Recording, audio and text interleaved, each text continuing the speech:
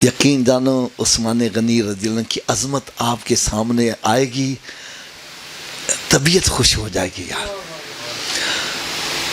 سب سے پہلی بات تو یہ ہے کہ میرے آقا صلی اللہ علیہ وسلم عمرہ کرنے آئے ہیں 6 ہجری میں، اور عثمان غنی کو اپنا نمائندہ بنا کر بھیجا ہے، تو مکے والوں سے جا کے گفتگو کر۔ حضرت صاحب نمائندہ اسی کو بنایا جاتا جس پر سب کا اعتماد ہو۔ نہیں سمجھ لے گی بات؟ نمائندہ بنا کے بھیجا ہی اس کو جاتا ہے جس پر سب کو اعتماد ہو۔ ارے میرا عثمان اتنی شان والا ہے جس پر میرے نبی کو بھی اعتماد ہے، تمام صحابہ کرام کو بھی اعتماد ہے۔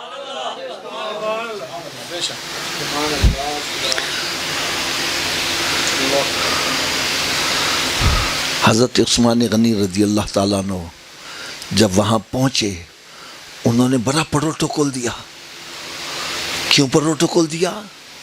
ایک تو آپ تاجر تھے بہت بڑے، تجارتی وجہ سے ان کے اوپر بڑے احسانات ہیں مکہ والوں پر، پھر رشتہ داری بھی تھی۔ انہوں نے کہا عثمان تو آ گیا ہے، تجھے اجازت ہے تو خانہ کعبے کا طواف کر لے۔ ہائے ہائے ہائے، ادھر سے صحابہ کرام میں چے میں گئیں، او یار عثمان دیاں تے موجاں لگی ہونگیاں ہیں، وہ تو خانہ کعبے کا طواف کر رہا ہوگا۔ میرے آقا صلی اللہ علیہ وسلم نے فرمایا مجھے امید ہے میرے بغیر عثمان طواف نہیں کرے گا۔ یار اتنا اعتماد! اور ہوا بھی ایسے، جب انہوں نے کہا عثمان تجھے اجازت ہے تو طواف کر لے، وہ کہنے لگے میں اس خانہ کعبے کا طواف کیسے کروں جس میں میرے آقا شامل نہ ہو۔ ہائے ہائے یار، ادھر دیکھو خدا کی قسم سے صحابہ کرام کی تربیت کیسی کی گئی۔ کوئی سرکار کے اوپر خانہ کعبے کے طواف کو قربان کر رہا ہے، کوئی سرکار کی نیند پر نماز قربان کر رہا ہے، اور کوئی غار میں اپنی جان ہی قربان کر رہا ہے۔ یہ تربیت یافتہ ہے، تربیت یافتہ ہے۔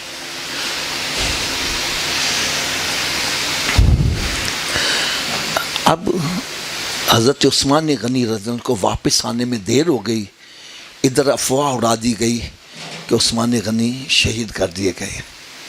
عثمان غنی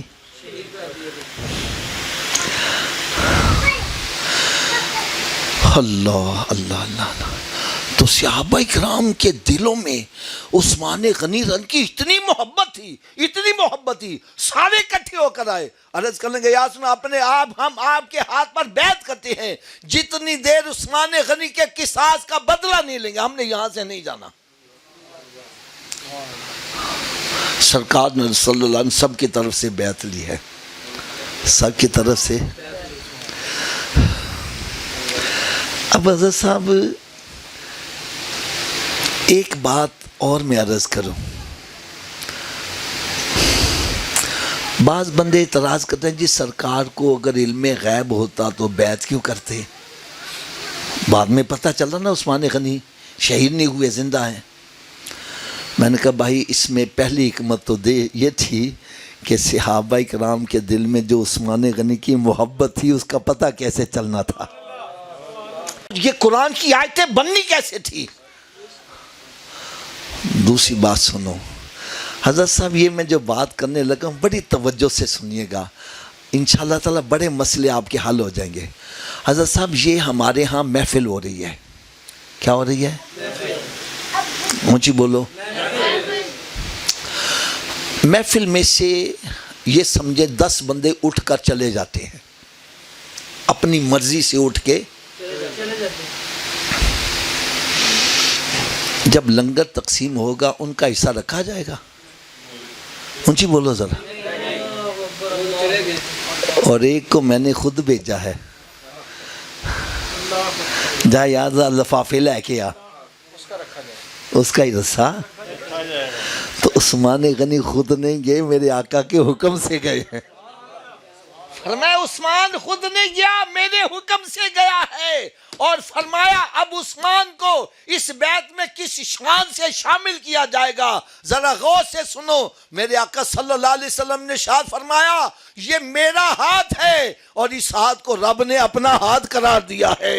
یہ میرا ہاتھ ہے اور یہ میرا ہاتھ ہے، میں اپنے اس ہاتھ کو عثمان غنی کا ہاتھ قرار دیتا ہوں، اور عثمان غنی کی طرف سے اب میں خود بیعت کر رہا ہوں۔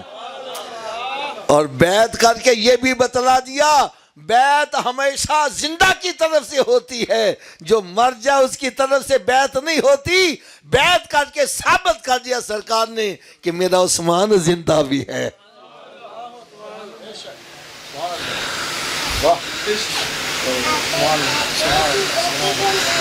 حضرت صاحب ذرا غور کرنا، جن کے ہاتھ کو رب تعالیٰ اپنا ہاتھ کہے اور پھر سرکار اپنے ہاتھ کو عثمان کا ہاتھ قرار دیں، اس کی شان کا عالم کیا ہو گیا۔ علماء کرام فرماتے ہیں یہ اس لیے کہ اسی ہاتھ سے قرآن اکٹھا ہونا ہے تو کل کو کوئی اس پر اعتراض نہ کر سکے۔ اور دوسری بات اور سنو، غزوہ بدر کے صحابہ کرام میں بعض بندے کہتے ہیں جی عثمان غنی شامل نہیں تھے، تو بدری صحابہ کرام کا مقام تو بہت بڑا ہے، تو اس کا بھی بھائی یہی جواب ہے، ان کو سرکار نے خود بھیجا تھا، فرمایا عثمان تجھے میں حکم کرتا ہوں تو مدینہ منورہ میں ہی رہنا ہے۔ اور کیوں ان کو رکھا، اس کی وجہ کیا تھی؟ جیسے ہی غزوہ بدر سے قافلہ واپس پلٹ کر آیا ہے تو عثمان غنی رضی اللہ عنہ اپنی بیوی کو دفن کر کے واپس آ رہے ہیں۔ میرے آقا سن کے پتا تھا کہ میری بیٹی نے پیچھے انتقال کرنا ہے، تو اس کے تیمارداری کے لیے اس کے شوہر کا ہونا یہاں ضروری ہے۔ اور اگلی بات سنو، میں نے پھر بات ریپیٹ کرنا، جن کو ہم اپنی خود مرضی سے بھیجیں گے ان کا حصہ رکھا جائے گا، اور نبی پاک صلی اللہ علیہ وسلم نے ان کو بدری صحابہ کرام میں کیسے شامل کیا؟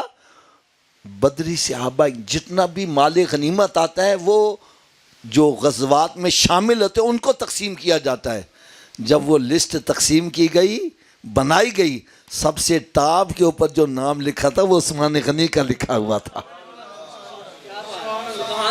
ان کو ہم اپنی اختیار سے شامل کر رہے ہیں۔ اور پھر ایک اور بات میں عرض کروں،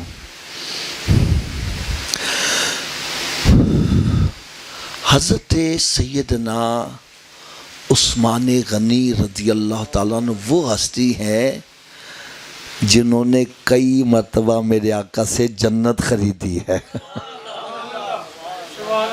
حضرت صاحب میں پیچھے مدینہ شریف گیا تو مجھے یقیناً بڑی میری طبیعت خوشی، بڑی حضرت صاحب وہ بیر عثمان آج بھی موجود ہے، اور اس سے پانی آج بھی نکل رہا ہے، اور ایک پورا وہاں پر باغ ہے جو سیراب کیا جاتا ہے اسے، اور آپ سن کر حیران، مجھے وہاں الحمدللہ پانی پینے کا بھی شرف حاصل، وہاں کی کھجوریں کھانے کا بھی شرف حاصل ہوا۔ اچھا، ہمارے ایک دوست سے انہوں نے وہاں ٹھیکہ لیا ہوا تھا تو اس وجہ سے مجھے جانا پڑا، تو اللہ تعالیٰ نے قسمت میں لکھا تھا۔ حضرت صاحب اگلی بات سنو، یقیناً بڑی طبیعت خوش ہوتی ہے، مجھے انہوں نے بتلایا کہ آج بھی مدینہ منورہ کے بینک میں عثمان غنی کا اکاؤنٹ موجود ہے، اور وہاں جتنی آمدن ہے جاتی ہے اور پھر غربا میں تقسیم کی جا رہی ہے۔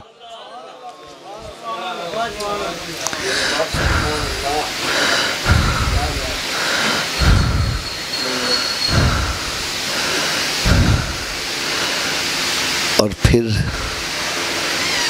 ایک بات میں اور عرض کروں، ہمارا جتنا بھی ایمان ہے نا، اس کی بنیاد سرکار دو عالم صلی اللہ علیہ وسلم کی ذات اقدس ہے۔ کیوں جی بھائی تھوڑا سا مجھے آواز سے جواب جی، ہم نے رب کو دیکھا؟ اونچی بولو یار۔ قبر میں حساب کتاب ہوتے دیکھا ہے؟ فرشتوں کو دیکھا ہے؟ قیامت کا دن دیکھا ہے؟ جنت دیکھی ہے؟ دوزخ دیکھی ہے؟ کیوں مان رہے ہیں؟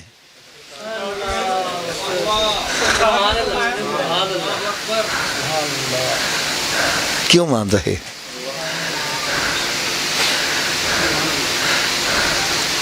اب میں تھوڑا سا مزید پختہ کرنے کے لیے آپ کو ایک بڑی پیاری مثال دینے لگا ہوں۔ سرکار دو عالم نور مجسم صلی اللہ علیہ وسلم جب کچھ ارشاد فرمایا کرتے تھے، چند صحابہ کرام لکھا بھی کرتے تھے۔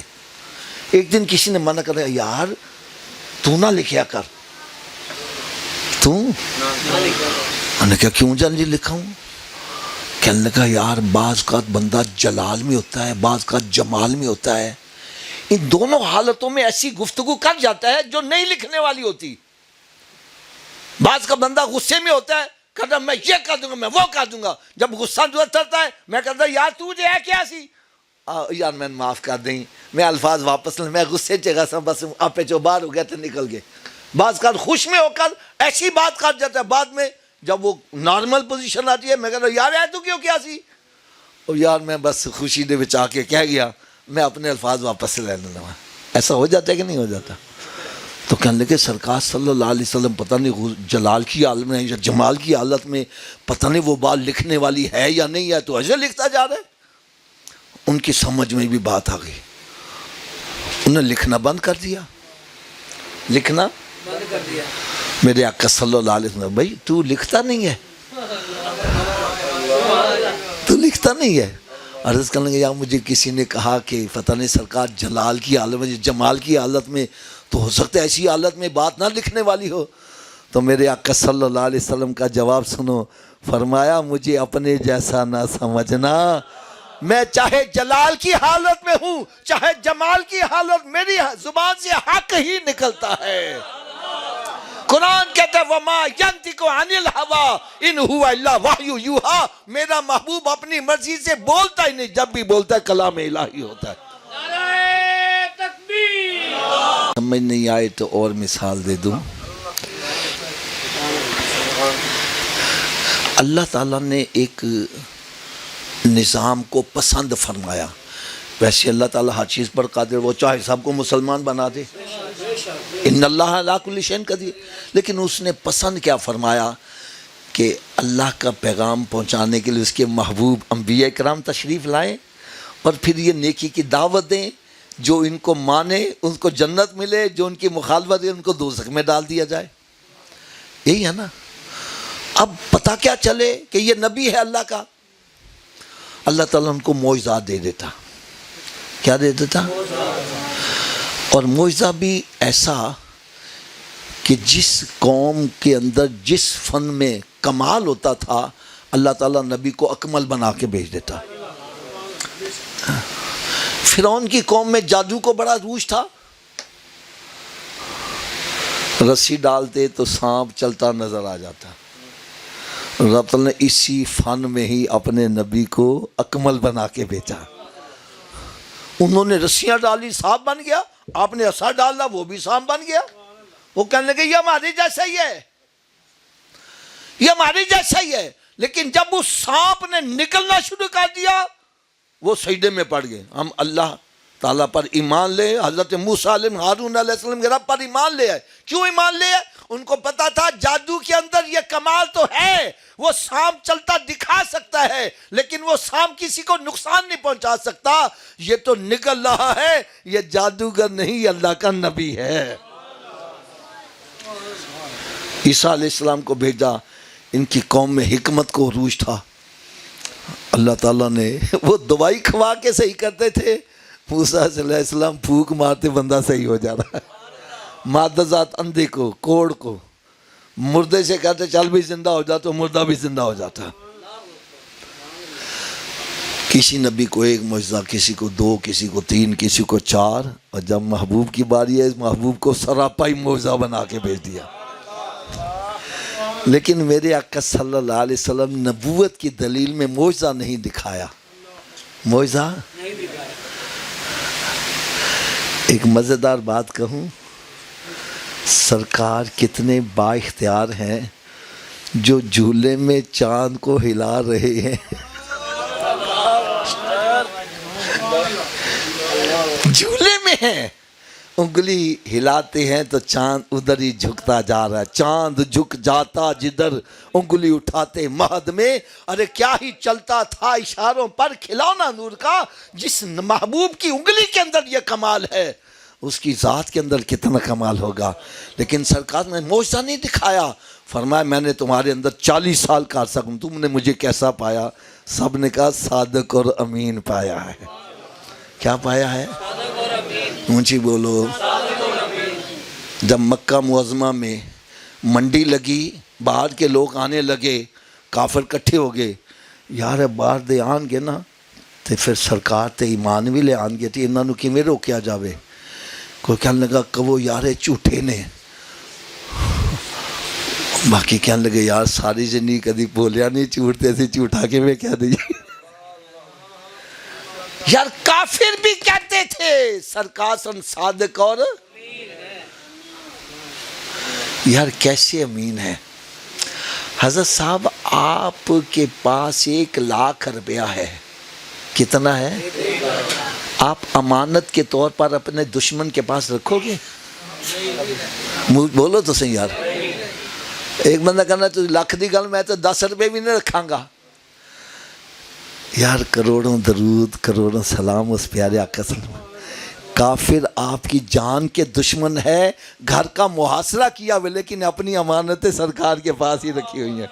خدا کی قسم بات کرنا بڑا آسان ہے، عملی جامہ پہنانا بڑا مشکل ہے۔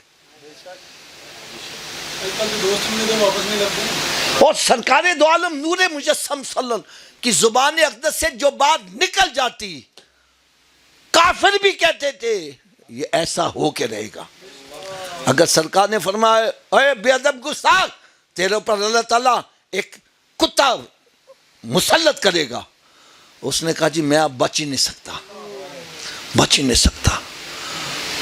جب تجارت کے لیے قافلے کے ساتھ جانا، وہ دبے نے کہا ابھی اے بچے گا نہیں، ایڈی حفاظت انہوں نے کہا دوسری قبر آؤ ہی نا، اسی ایڈی جان تو ود کے حفاظت کریں گے۔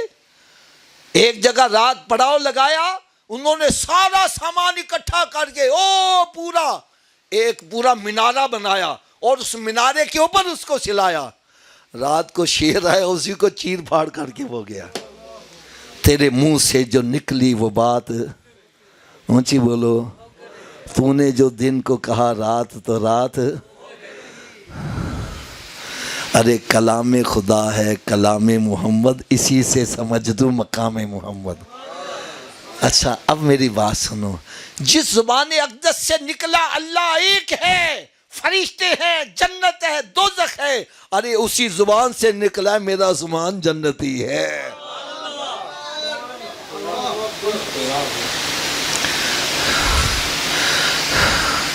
غزوہ تبوک کے لیے میرے آقا صلی اللہ علیہ وسلم نے اعلان فرمایا تم میں سے کون ہے جو اپنا مال اللہ کی راہ میں خرچ کرتا ہے؟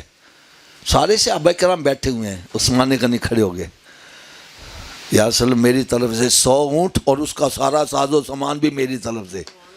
100 اونٹ یوں سمجھو آج جیسے 100 گاڑیاں۔ بیٹھ گئے، پھر سرکار فرمایا کون ہے تم میں سے جو اللہ کے راستے میں خرچ کرتا ہے؟ پھر کھڑے ہو گئے، میری طرف سے 200 اور اونٹ اور سامان بھی سارا۔ بیٹھ کے پھر سرکار نے ذہن بنایا، پھر کھڑے ہو گئے، یا میری طرف سے 300 اونٹ اور سارا سامان بھی ساتھ۔ ارے ٹوٹل یہ 600 بنا، لیکن 900 لا کے سرکار کی بارگاہ میں پیش کر دیا، اور 7 اشرفیوں کا ڈھیر بھی لائے، سرکار نے قدموں میں رکھ دیا۔ میرے آقا ان اشرفیوں کو اٹھا رہے ہیں، کبھی ادھر لے جانے کبھی ادھر، اور فرمایا عثمان آج کے بعد تو جو بھی عمل کر میں تیری جنت کی ضمانت دیا دیتا ہوں۔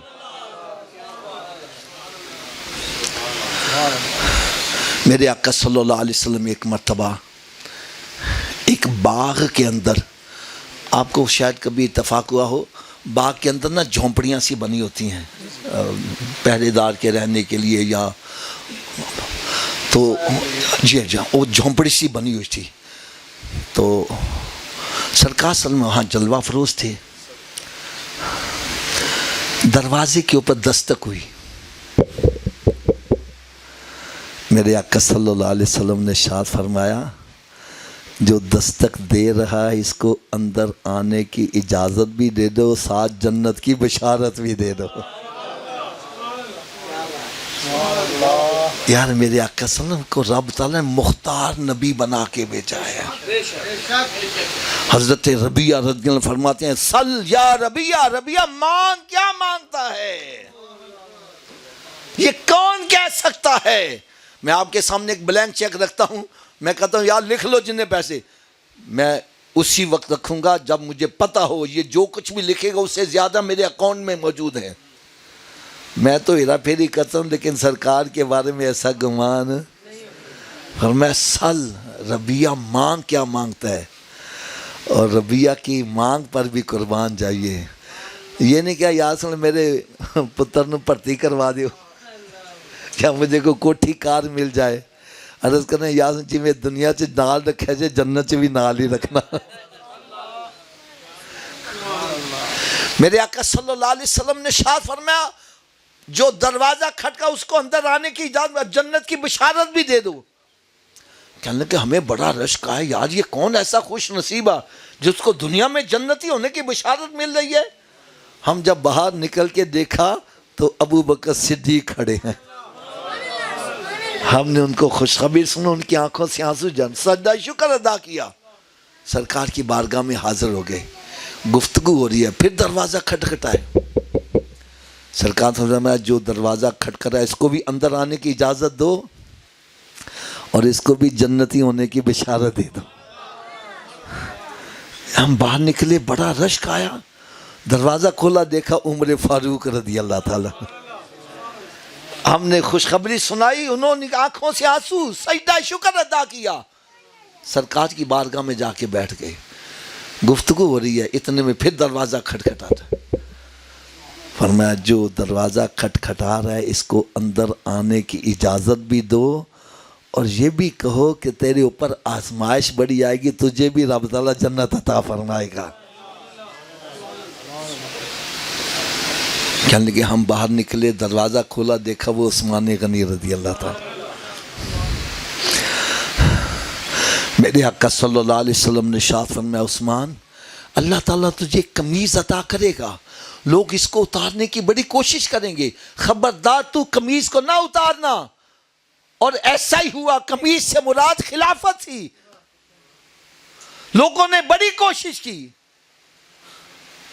قربان جائیں عثمان غنی رضی اللہ عنہ کے صبر کے اوپر۔ یار آج ہم واقعہ کربلا بیان کرتے ہیں، 3 دن پانی نہیں ملا، ہم اس کے اوپر بڑی گفتگو کرتے ہیں، ارے وہاں تو 40 دن تک پانی۔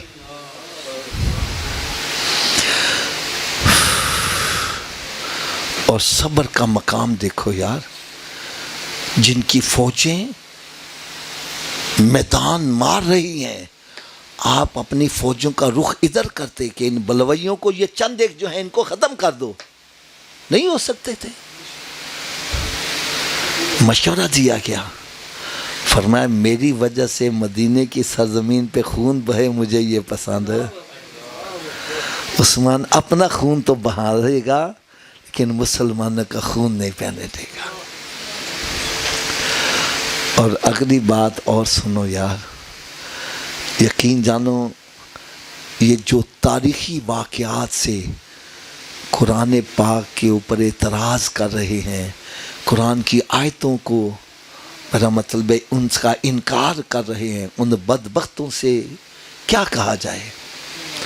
قرآن کہہ رہا ہے محمد رسول اللہ، محمد اللہ کے رسول ہیں، والذین معہ جو آپ کے ساتھی، اشداء علی الکفار کافروں پسند ہیں، رحماء بینہم آپس میں رحم دل ہیں، تو ان کو کیا کر رہا ہے؟